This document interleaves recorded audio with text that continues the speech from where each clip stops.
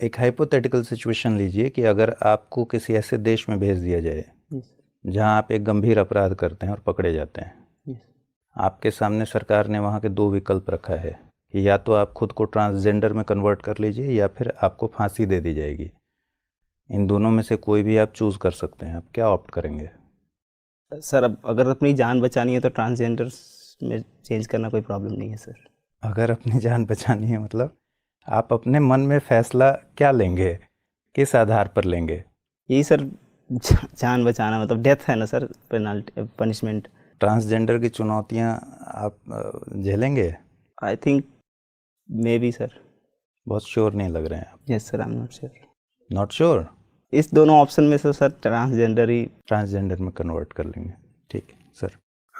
आप तो IIT से आए हैं, तो जाहिर है कि गणित में जिसे हम बाइनरी सिस्टम कहते हैं उसे अच्छे से पढ़ा होगा। Yes sir. याद है कि भूल गए? थोड़े बहुत पता है सर, बुलियन अलजेब्रा वगैरह। ठीक है, बुलियन अगर याद है तो मुझे बताइए कि NAND NAND NOR gate output क्या होगा?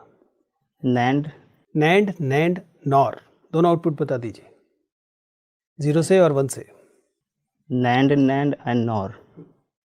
The first is actually sir it depends on the number of 0 1 इनका दोनों से बताइए ना।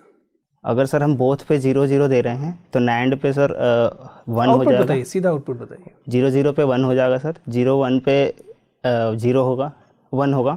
0 1 0 पे भी 1 होगा एंड 1 1 पे भी 0 होगा। 1 1 पे 0 होगा नैंड पे सर। फाइनली क्या निकला? एक सिंगल 0 0 आउटपुट इनपुट से नैंड नॉर में आउटपुट क्या आया? Sir I can not. चलिए खैर, कोई बात नहीं। आप क्रिकेट भी खेलते हैं? ये सर खेलता था, अभी तो फिलहाल अब नहीं खेलते? बहुत कम टाइम मिल पाता है सर अभी। अच्छा, ठीक है। क्रिकेट में हम T20 टूर्नामेंट्स जब देखते हैं उसमें आजकल एक नई व्यवस्था है, चीयर लीडर्स जब भी चौके छक्के लगते हैं चीयर लीडर्स से डांस कराया जाता है। Yes sir. आपकी क्या राय है, इसे बंद करना चाहिए या फिर इसमें कोई हर्ज नहीं है? सर अगर हम सोशल इन्फ्लुएंस की बात करें तो इस पे तो थोड़ी प्रॉब्लम है, क्योंकि ये सेम प्रॉब्लम अगर हम सोसाइटल लेवल पे जाके देखें तो सेम चीयर लीडर्स टाइप की एक्टिविटीज़ जो हमारे यहाँ कुछ मतलब शादी ब्याह और इन सब चीज़ों फंक्शंस में उन एक्टिविटीज़ का एक गलत दुष्प्रभाव है।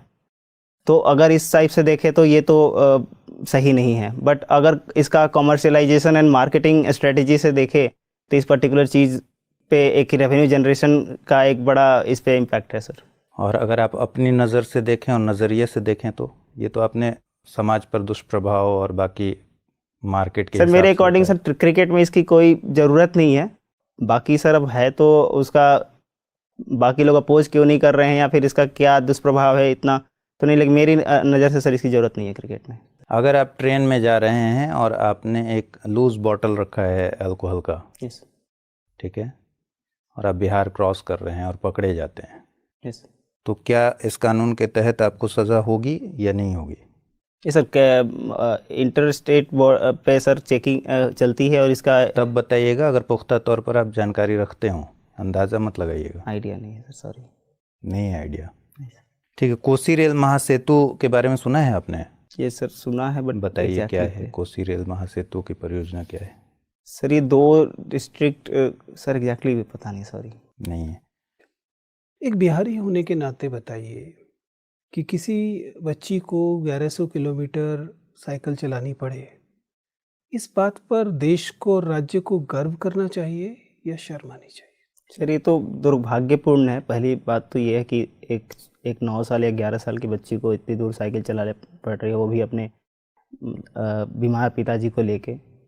बट अब उसके बाद ऐसी स्थिति ना आए, हमें रैदर देन उस ठीक है उनको सम्मानित करना ये एक पहला कदम हो सकता है, बट हमें ऐसे एरियाज आइडेंटिफाई करने पड़ेंगे कि ये इतना डिस्ट्रेस माइग्रेशन क्यों हो रहा है और ऐसी ज़रूरत क्यों पड़ी है, और ऊपर से ये इतने छोटे बच्चे और हमारे मुझे माइनर। बताइए इस प्रक्रिया में उस बच्ची के किस किस अधिकार का हनन हुआ? फर्स्ट तो sir basic right of to children, human rights का हुआ, इसके अलावा इसके sir basic right to children ही है सर। उसके बाद राइट टू एजुकेशन भी हम कह सकते हैं कि उनका क्योंकि माइग्रेशन के कारण बहुत सारी समस्याएं होती है, एजुकेशन का एक एस्टैब्लिश पैटर्न नहीं हो पाता है। तो जब ये सब प्रक्रिया आप जानते हैं, जाहिर है कि उन प्रशासनिक अधिकारियों को भी पता होगी जिन प्रशासनिक अधिकारियों ने उस बच्ची का नाम पुरस्कार के लिए यानी गर्व की बात के लिए अनुशंसित किया, इससे तो बाकी बच्चों को डिप्रेशन आएगा कि ये कोई हम कैसे देश में रहते हैं जिसमें ऐसा हो रहा है। आपको नहीं लगता कि ये प्रशासनिक अधिकारियों की चूक थी कि उस बच्ची को, पहले तो चूक थी ही कि जब वो उस बच्ची के साथ ऐसा हुआ, लेकिन उस बच्ची को एक पुरस्कार के लिए अनुशंसित करना, फिर केंद्र सरकार द्वारा उसको पुरस्कार दिया जाना, ये प्रशासनिक अधिकारियों की चूक नहीं है?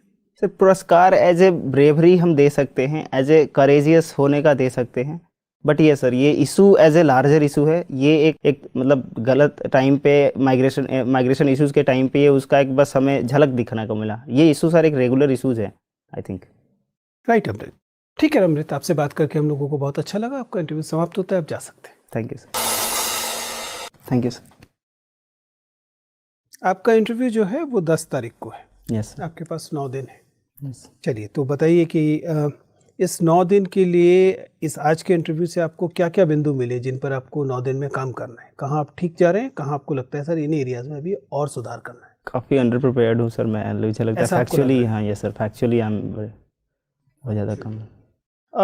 अमृत, ये सही है कि एक आध जगह पर ऐसा लगता है कि और ब्रशअप करना फ़ायदेमंद रहेगा, लेकिन वो 9 दिन की तैयारी के बाद भी रहेगा, क्योंकि जिनको आप तैयार कर लेंगे उनके अलावा कुछ एरियाज होंगे, क्योंकि किसी भी कैंडिडेट के पास हमेशा, आप चाहे वो कितनी भी तैयार करें, कुछ एरिया रहेंगे जो फैक्चुअल या उस तरह की सूचनाओं में कमी रह जाती है। तो उसके लिए तैयारी कीजिए, लेकिन चिंतित मत होइए, क्योंकि चिंतित होने से उसमें कोई लाभ नहीं। जिन एरियाज में तुरंत काम किया जा सकता है उन पर थोड़ा सा आप देख सकते हैं। वैसे आप एक शानदार कैंडिडेट हैं, आप एक बेहद शानदार इंस्टीट्यूशन से पढ़ के आते हैं। आप एक अच्छे एक ऐसे डिसिप्लिन में आपने ये मेंस निकाला है कि आपके बारे में ये उम्मीद अच्छी खासी बनती है कि मोस्ट लाइकली आपके मेंस के मार्क्स बहुत अच्छे होंगे। ठीक है ना?